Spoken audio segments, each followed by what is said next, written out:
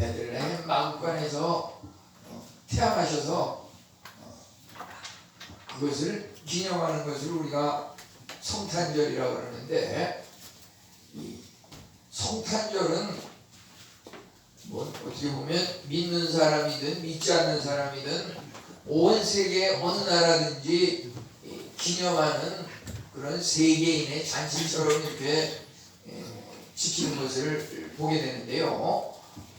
반면에 이제 예수님께서 죽었다가 다시 살아나신 이 부활의 아침, 부활절을 기념하는 것은 세계 어느 나라나 그렇게 같이 기념하는 것이 아니라 아주 예수님을 믿는 사람들만 이렇게 교회에 나와서 모여서 함께 이것을 감사하면서 부활주의를 기념하는 것을 보게 됩니다.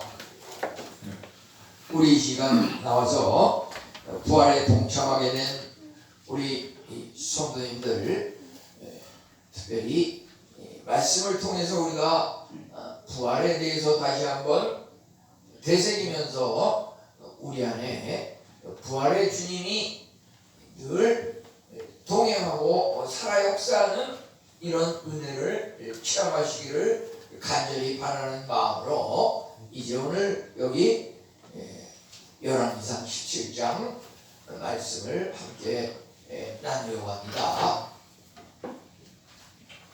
우선 이 부활이라고 하는 것은 어떤 사람이 부활을 체험할 수 있는가, 어떤 사람에게 부활이 임하는가라고 했을 때, 부활이라고 하는 것은 다시 살아난다 이런 말이지 않습니까? 다시 살아난다. 이 말인데 그 말의 뜻대로 하게 되면 죽은 사람이 다시 살아나는 것이 부활인 것입니다. 우리가 살아있는 사람이 죽지 않고 그냥 그대로 계속 사는 것은 그건 부활이 아니고, 그런 사람은 부활을 체험한 것도 아니고 부활을 이렇게 경험했다고 볼 수 없습니다. 부활절을 우리가 기념하고 예수님과 함께 기쁨을 나눌 수 있는 것은 죽음의 체험이 있었고 죽었다가 다시 살아나는 그 감격을 체험한 사람에게 부활의 은혜가 임하는 것입니다.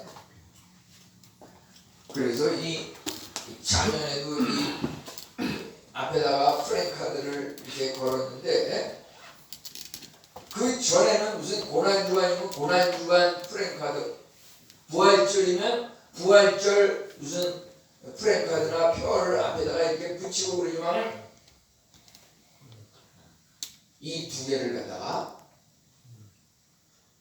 이것은 떼내야 뗄 수 없는 연결선상에 있는 것이다 라고 해서 이것을 이렇게 같이 한 장에다가 붙이고, 이제 작년에 했던 거를 그 밑에 그 날짜를 또 바꿔가지고서 이렇게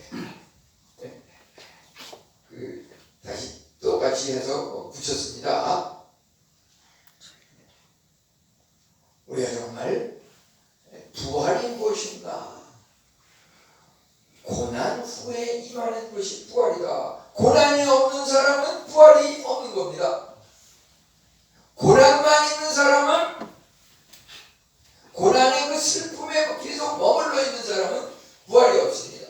그 고난 속에서 이 고난이 의미하는 것이 장차 나에게 부활이 임하기 위해서 그 전 단계 예고편으로서 고난이 임하고 있구나, 이렇게 앞을 내다보고 믿음으로 살아가는 사람에게 그 부활이 임하는 것입니다.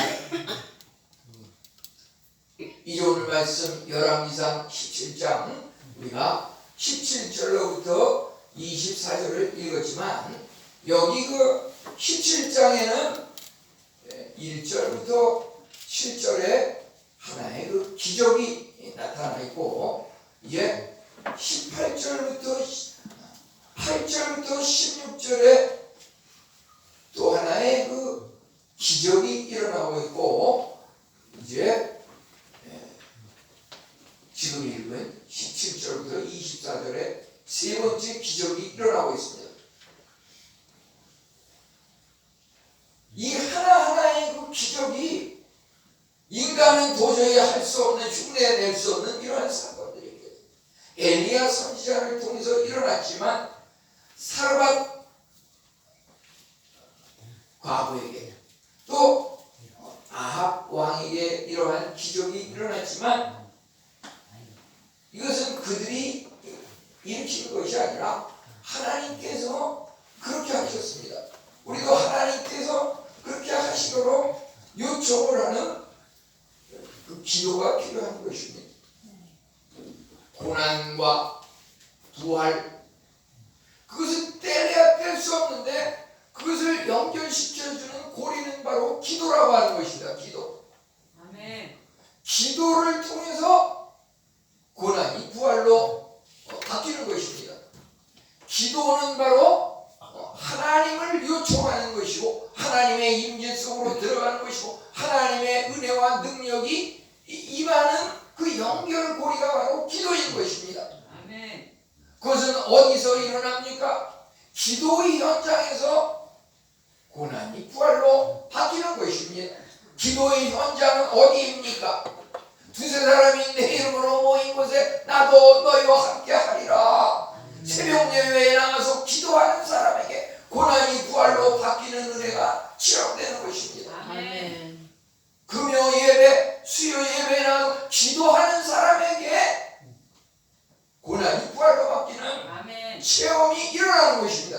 그것이 무슨 사람에게 보이기 위해서 내가 무슨 직분이 있으니까 직분을 감당하기 위해 그게 아닙니다.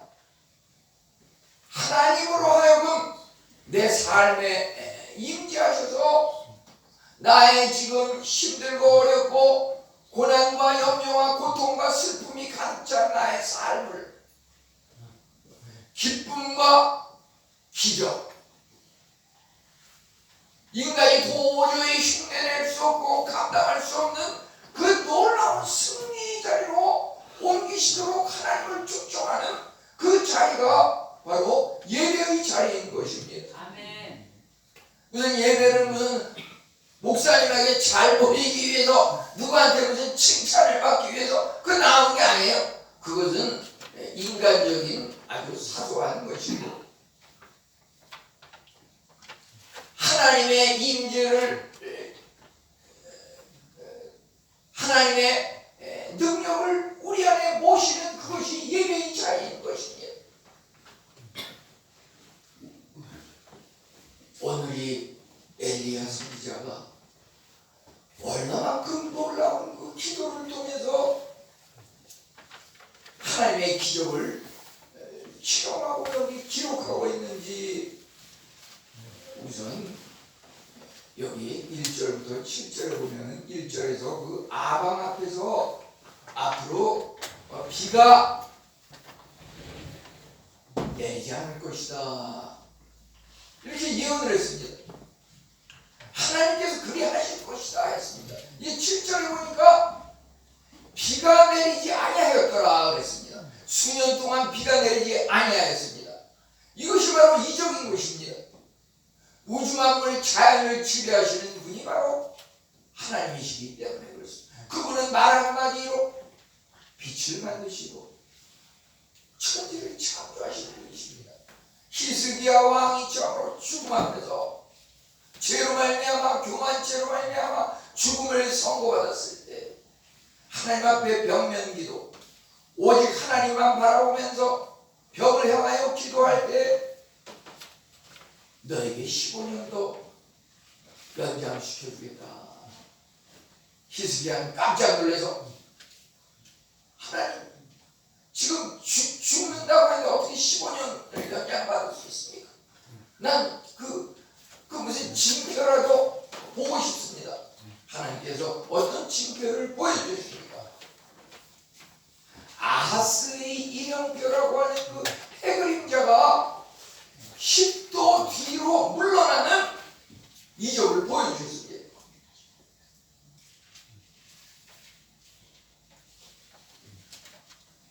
우리가 생각할 때 아침부터 저녁까지 해그림 그림자가 1시, 2시, 3시, 4시 한국 같은 무슨 동해안에서 해가 떠서 서해안으로 넘어가고 이건 뭐 변해야 변할 수 없는 자연의 섭리고 이치인데 그것을 주장하시는 분은 하나님이시기 때문에 그 기도를 통해서 해 그림자가 뒤로 간다고 하는 것입니다. 이것은 역사적으로 이미 입증이 된 것이기 때문에 과학자들을 통해서도 그대로 이렇게 내려오고 있는 것입니다. 이제 두 번째 기적이 여기 예를 들어서 8절부터 16절에 남아있는 것은 뭐냐면은 당시에 이런 비가 내리지 않고 이슬이 내리지 않고 찌르는 가뭄이 지속되다 보니까 사렙다에 사는 그 과부가 기근에 헤매 터덕이면서 이제 나뭇가지라도 이렇게 길에서 주워가지고 그것을 어떻게 한 움큼 되는 그런 가루와 이것을 가지고서 끼니라도 어떻게 만들어서 하나밖에 없는 아들이랑 끼니를 떼우고서 하루라도 살다가 죽으리라 이런 마음으로 길에서 나뭇가지를 줍고 있는 것을 그 엘리야 선지자가 가서 목격을 하는 것입니다. 서로 이야기를 나눠보니까 가뭄으로 정말 나뭇가지를 주워서 하루라도 살다가 죽고 싶어가지고 그 나뭇가지를 주고 있는 그 현장을 보고서 엘리야가 그 사렙다 가부에게 뭐라 그랬냐면은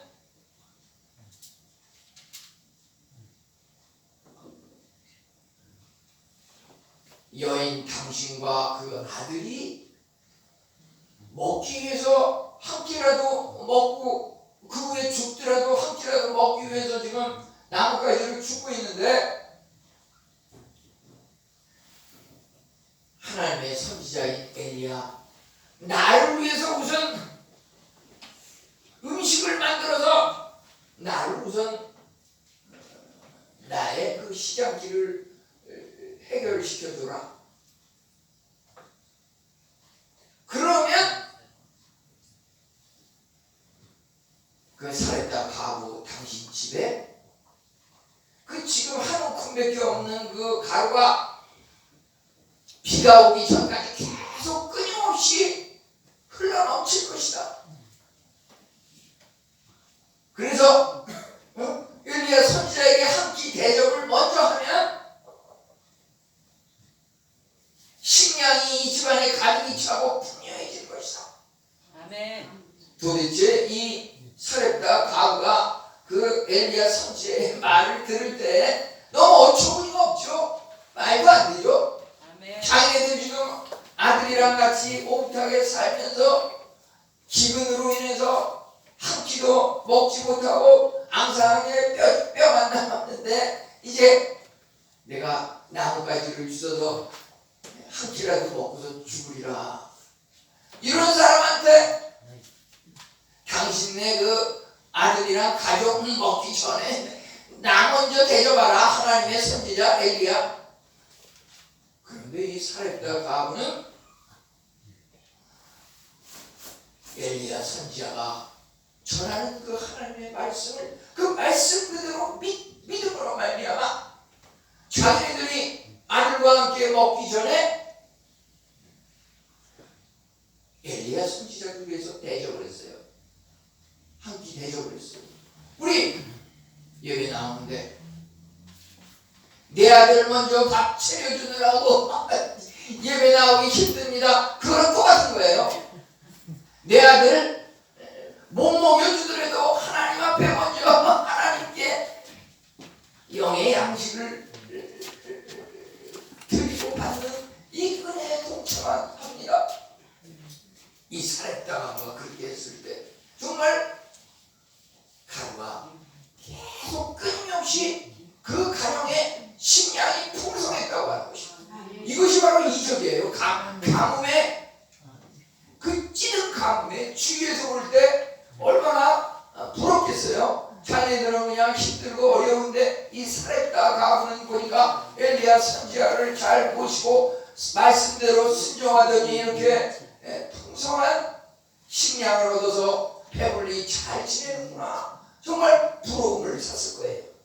그런데 이제 두 번째 이정이 바로 그건데, 오늘 이 17절부터 24절에서는 어떤 기록이 나와 있냐면, 우리가 하나님 은혜를 받으면 꼭 마귀 시험에 그런 고난이 따르기 쉽습니다. 이런 식량을 공급하는 이런 은혜를 체험하자 살았다 가부의 집에 어떤 일이 일어났냐면, 그 아들이 갑자기 병에 걸리면서 위중해지더니 숨이 끊어지고 죽게 되는 이런 일이 일어났어요. 고난이 임한 것, 슬픈 고난이 임한 것이죠. 이제 이 살았다 가부는 엘리야 선지자를 향해서 원망했어요. 자기네 굶주릴 때 음식을 풍성히 끊임없이 배부르도록 공급한 그 당시에는 정말 엘리야 선지자가 은인으로 고맙고 감사하게 꾹꾹꾹 절을 했지만, 이제 갑자기 아들이 숨이 끊어지고 죽게 되니까 이제 그 은인이 말하자면 원수로 변했어요. 엘리야 선지자, 당신이 우리 집에 오더니 우리 아이가 죽어버렸다. 이거 어떻게 된 거냐? 그러면서 막 원망을 했어요. 당신이 어떻게 우리 집에 와서 당신 때문에 우리 아이가 죽은 거 아니냐? 근데 여기서 보면은 어떻게 내 죄가 생각나게 하며 내 아들이 목숨이 끊어지겠습니까? 성경 말씀이 이렇게 나와 있거든요. 어떻게 내 죄가 생각나게 하며 어떻게 내 아들이 죽게 되었습니까? 우리가 이 고난과 슬픔을 당할 때 말이죠, 그것을 원망하고 그것에 대해서 원망하고 불평하고 그 원망과 불평에 그치는 것은 더 이상 발전이 없는 것이고, 그것을 원망과 불평하는 것이 아니라 그 속에 담겨있는 어떤 심오한 하나님의 그 뜻과 섭리와 음성을 들을 때에 그 고난이 변해서 기쁨으로, 죽음이 변해서 부활 생명으로 변하는 것입니다. 아멘.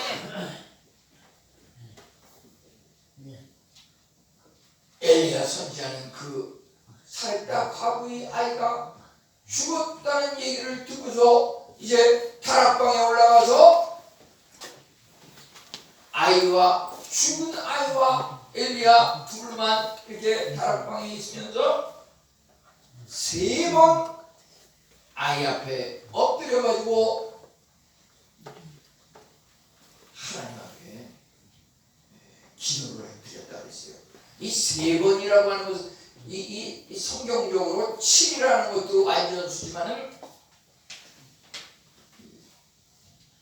3이라고 하는 것도 완전수입니다.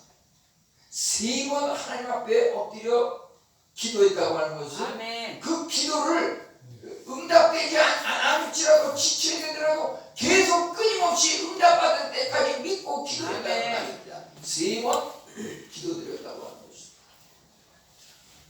그게 목회를 하면서 짧은 연한이지만은 최근에 보면 이렇게 한두 달 사이에도 성도님 중에서 또는 교육자 중에서도 아는 분을 통해 가지고 보면은 우리 집 어른이, 우리 집 아이가 불의의 병으로 지금 죽기 직전입니다. 의사가 앞으로 일주일 넘기기 어렵다고 합니다.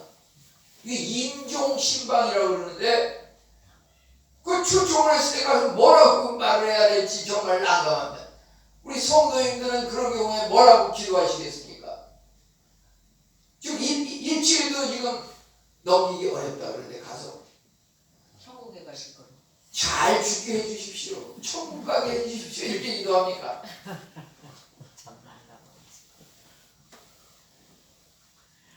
이 예수님께서는 마태복음 27장에 이렇게 보면은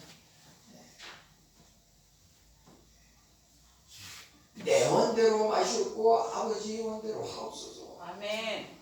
우리 생각에는 정말 살아나서 기적같이 살아나서 히스기야 왕처럼 15년 생명이 좀 몇 년 더 연장이 돼가지고서 그나마 못했던 한 맺힌 일이라도 조금 마무리를 짓고 돌아가셨으면 하는 바람일 것입니다.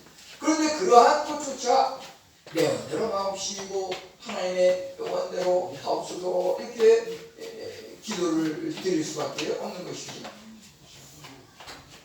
임종을 일주일 앞으로 남겨둔 사람이 기도하는 경우에 그렇게 하겠지만, 만약에 우리가 이미 죽어버린 사람을 위해서 초청을 받아서 기도한다 그러면 기도할 수 있을까요?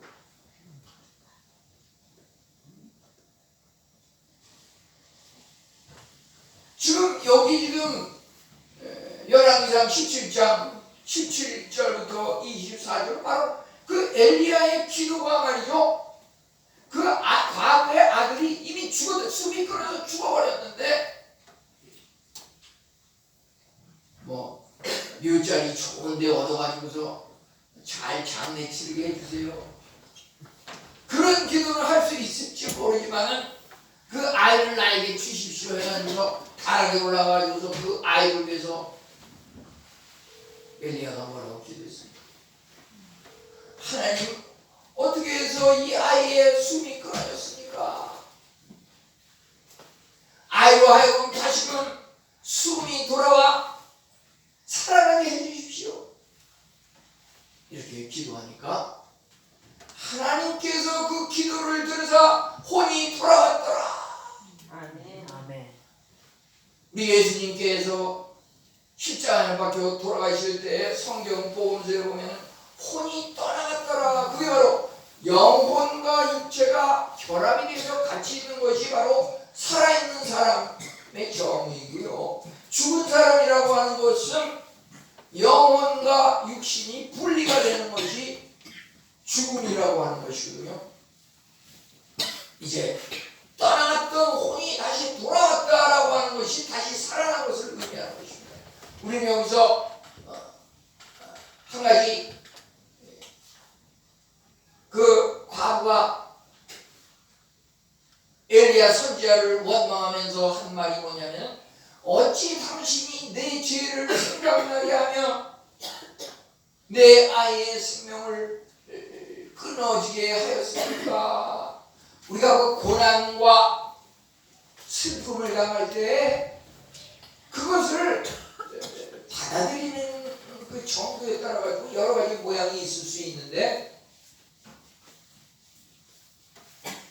우선 이 과부는 나의 죄를 생각나게 하며 이렇게 여기 고백하고 있어. 이 과부가 말이죠, 기근에서 식량을 공급받은 것도 하나님 말씀을 믿고 순종했기 때문에 그런 은혜를 받은 거고요. 그러니까 지금 아이가 다시 살아나는 것도 그런 믿음이 있었기 때문에 그래요. 그런 슬픔, 죽음의 상황에서 나의 죄를 떠올리게 하며, 이게 뭐냐면은, 예를 들어서 우리도 지금 주위에서 집안이라든지 주위 사람들의 뉴스를 보게 되면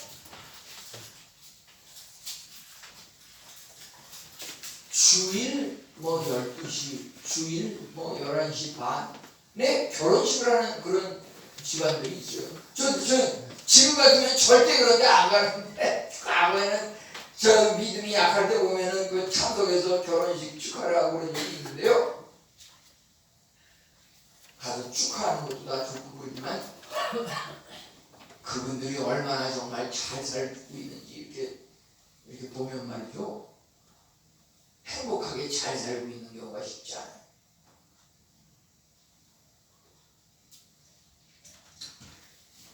지난번에 그것도 성경에는 나오지 않지만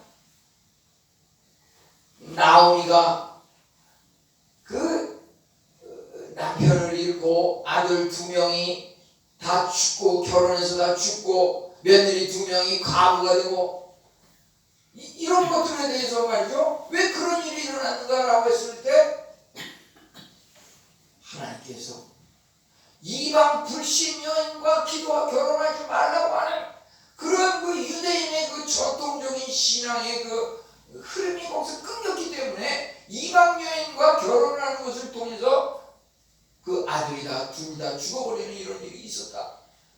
그런 것을 연관시키는 그것이 말하면 여기 사렙다 가마 아이의 죽음 앞에서 나로 하여금 이런 죄를 기억나게 하시는군요.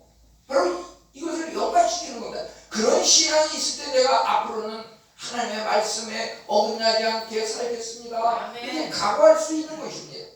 그는 참으로 오늘 말씀을 통해서 고난의 죽음, 슬픔이라고 하는 것이 그것을 극복하는 방법은 뭐냐면은 예를 들어서 진주조개가 만들어질 때 거기 진주조개 속에 모래알이 들어옵니다. 그 모래알이 들어와가지고 그 조개살이 얼마나 찔리면서 아프고 따가울까요? 그것을 원망불평만 하는 그런 조개는 그냥 원망불평으로 그냥 말라 비틀어서 죽어버리는 것이고, 아멘. 그 모래알이 들어온 고통을 갖다가 극복하기 위해서 거기에 그 수분을 갖다가 진액을 이렇게 생성을 하면서 그 진액이 그 모래알을 갖다가 감싸가지고서 거기에 1년, 2년 이렇게 지내면서 그 돌이 잘 보호되는 가운데 거기서 진주조개가 형성이 되는 겁니다. 우리에게 들어오는 그 고통에 대해서 말이죠. 그것을 정말 하나님의 은혜로 감사와 기쁨으로 이렇게 감당할 때에 거기에 진주조개가 형성되는 것과 마찬가지로 우리 고난의 그 현장을 갖다 말이죠. 요즘 세상에 무슨 예수님 십자가 고난을 기념해 새벽 예배 무슨 김밥이 옆구리 터지는 소리 하지마 이러지만은 우리는 80억 인구가 어떻게 신앙생활하는지 그걸 봐야 돼요. 가까운 한국에서도 보면요, 이 새벽 특세다 특별 새벽 기도는 2시 반에 일어나가지고서 교회를 향해서 막 걸어오고 뛰어오고 10,000명 이상이 그냥 한 자리에 모여서 예배를 드리고 아멘. 이런 교회들이 많이 있습니다. 아멘. 그 숫자가 중요한 게 아니에요. 우리의 신앙의 마음이 어떻게 신앙생활을 하느냐. 남의 눈치 보면서 내가 이렇게 하면 저 사람 저거 제정신이야. 괜히 이런 소리 듣기 싫어요. 그냥 거기에 묻혀가지고 딴 사람과 똑같이 묻어서 지내고 괜히 트이는 그런 거 싫어가지고. 그렇지만 12시에도 중요하지만 구레네 시몬 우리 금요일 밤에도 봤지만 아멘. 예수님이 십자가를 갖다가 이렇게 지면서 피를 흘리고 채찍에 맞고 무거워서 쓰러지는 그 현장에 다 도망가고 아무도 없었지만 아멘. 구레네 시몬이 그것을 곁에서 들어갔다고 하는 거. 오직 유일한 그 사람이 그걸 봐서 같이 들었다고 하는 거. 아멘. 돌아가시고 나서도 그래요. 다 도망가고 제자는 어디서 무엇을 하는지도 모르지만 아리마다의 요셉 그 한 사람이 말이죠. 아멘. 시체를 달라 그래가지고서 예수님을 그 무덤에 이렇게 새 무덤에 이렇게 안치시키는 그런 일을 하게 되면 생명이 위태로울 수도 있는데 그런 거 다 제치고 남의 눈치 보지 않고 이렇게 구레네 시몬 아리마다의 요셉 그런 사람이 하나님의 은혜를 체험하는 겁니다. 아멘. 우리 부활의 아침 정말 우리들에게 말이죠 크고 놀라운 이러한 은혜가 엘리야의 기도처럼 불가능에 도전하는 참으로 주님께서 너희가 내 안에 구하고 내 말이 너희 안에 구하면 무엇인지 원하는 대로 구하라. 그리하면 이루리라. 구하라 그리하면 이룰 것이요. 아멘. 우리 하나님께서 기도를 통해서 어떠한 일을 하셨는지 성경에 많이 나와 있는 오늘 말씀도 바로 멜리야의 그 기도를 통해서 우리 모두에게 크고 놀라운 부활의 은혜가 임하시기를 축원합니다. 아멘. 감사합니다.